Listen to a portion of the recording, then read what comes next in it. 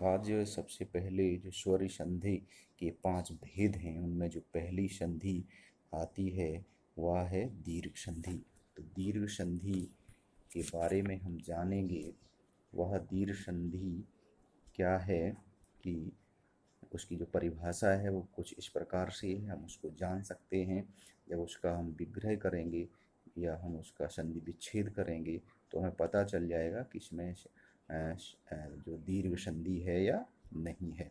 तो क्या है, जब किसी जो पद है, जब किसी पद में आ, आ, ई, उ, ऊ के बाद हस्व या दीर्घ, हस्व मीन्स जैसे छोटा तो हस्व, अगर वही बड़ा है तो दीर्घ है, के बाद ये स्वर हैं आ से लेकर के और ऊ तक। इनके बाद कोई भी, चाहे वो जो हस्व है उसे हम छोटा कहते हैं और जो अ, दीर्घ है उसे बड़ा कहते हैं। तो चाहे वो छोटा आ हो, सिंपल भाषा में समझ लो, चाहे वो बड़ा हो, चाहे वो छोटी हो, चाहे वो बड़ी हो, चाहे वो छोटा ऊ हो, चाहे वो बड़ा ऊ हो, या री आती है।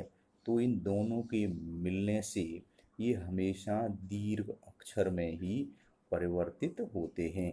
यानी इनका चाहे वो छोटा, दोनों आ प्लस आ, इनके मिलने से वो हमेशा बड़े आ में ही परिवर्तित होंगे, दीर्घ स्वर में ही परिवर्तित होते हैं। तो जैसे हम इसको समझेंगे, जैसे हिमालय, जैसे हिमालय एक शब्द है, तो उसको हम अगर उसका विच्छेदन करेंगे, उसको अलग अलग करेंगे हम तो होगा हिम धन आलय। क्या हुआ? हिम धन आलय। तो जो व्यंजन होते हैं वो कभी स्वतंत्र नहीं होते, उनमें आ की मात्रा जुड़ी रहती है। तो हिम में लास्ट अक्षर इसमें माँ है, तो माँ में आ जुड़ा हुआ है तो आ, और इधर आलय, आलय में बड़ा आ है, उस आ धन बड़ा करेंगे तो ये हमेशा दीर्घ वर्ण में परिवर्तित होंगे, ये दीर्घ आ में परिवर्तित हो जाएंगे। तो इस प्रकार से जो नया शब्द बनेगा वो होगा हिमालय। ठीक ऐसे ही विद्यालय, विद्या धन आलय, तो यहाँ भी छोटा आएगा और प्लस आलय का आ बड़ा आएगा, दोनों मिलके दीर्घ आ में परिवर्तित होंगे तो वहाँ विद्यालय शब्द बनेगा। ऐसे ही है। अब ई का नंबर आता है कि कवि इच्छा, यहाँ कवि धन इच्छा, तो यहाँ कवि में हम देखेंगे छोटी ई की मात्रा आ रही है और उधर इच्छा में ई है ही, तो दोनों मात्रा और ई मिलके दीर्घ बड़ी मात्रा में परिवर्तित हो जाएंगे, तो ये नया शब्द होगा कविच्छा। ऐसे ही होगा। अगला उदाहरण है हरीश। तो यहाँ हरीश को अगर हम विग्रह करेंगे, इनको अलग करेंगे तो हरि धन ईश, तो हरि में छोटी की मात्रा उसको हम अलग करेंगे, वो ई आ जाएगी उसकी।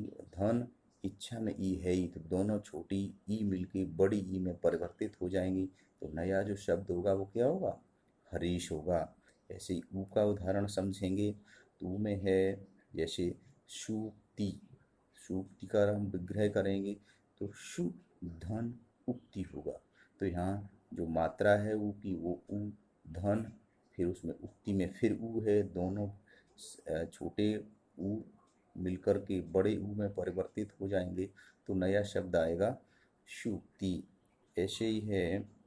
री का उदाहरण लेंगे तो मातृण, मातृण में हम उसको अलग करेंगे तो मातृ धन ऋण हो जाएगा, तो मातृ त्री में री की मात्रा लगी हुई है तो री निकालेंगे वहाँ से, ऋण में री पहले से ही है तो री प्लस री, उसमें वो दीर्घ री में परिवर्तित हो जाएगी। इससे जो नया शब्द आएगा वो होगा मातृण।